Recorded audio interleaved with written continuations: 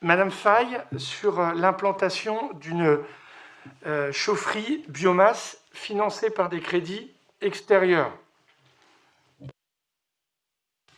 Oui, Monsieur le maire, il s'agit, dans le cadre d'une démarche durable, à la fois environnementale, sociale, économique, et bien sûr dans le cadre de la poursuite du plan climat, air, énergie. Il a été décidé de créer une nouvelle chaufferie biomasse pour alimenter d'une part en eau chaude sanitaire et d'autre part en chauffage 5400 logements supplémentaires dans le quartier Croix d'Argent. Alors la démarche environnementale se base sur le fait que la chaufferie alimentera les nouvelles constructions de la ZAC EAI, c'est-à-dire l'école d'application d'infanterie, qui sont en cours de construction. La démarche sociale s'appuie sur le fait qu'elle alimentera des copropriétés des années 60. Les années 60 des Masdrevon, des Saint-Georges, de la copropriété Florence. Plusieurs autres copropriétés seront concernées. Aujourd'hui, 600 copropriétaires qui habitent aujourd'hui au Masdrevon ont déjà délibéré favorablement pour le raccordement de leurs 600 logements. Une démarche aussi économique, car elle va favoriser la filière bois de proximité par l'usage de plaquettes.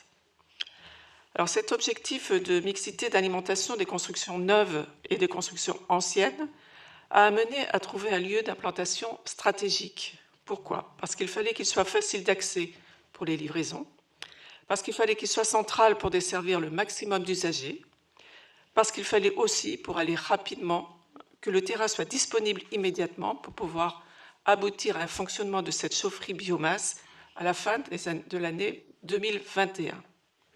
Alors, plusieurs sites ont été étudiés par les services et par les experts. Le seul qui répond aux critères est situé rue des Chasseurs, sur une parcelle appelée Pavillon des Chasseurs. Plusieurs parcelles étaient occupées par des logements, les logements des militaires. Il y avait 4 bâtiments qui abritaient 16 logements. Et ces logements ont été démolis parce qu'ils étaient squattés et amenaient des nuisances dans le secteur.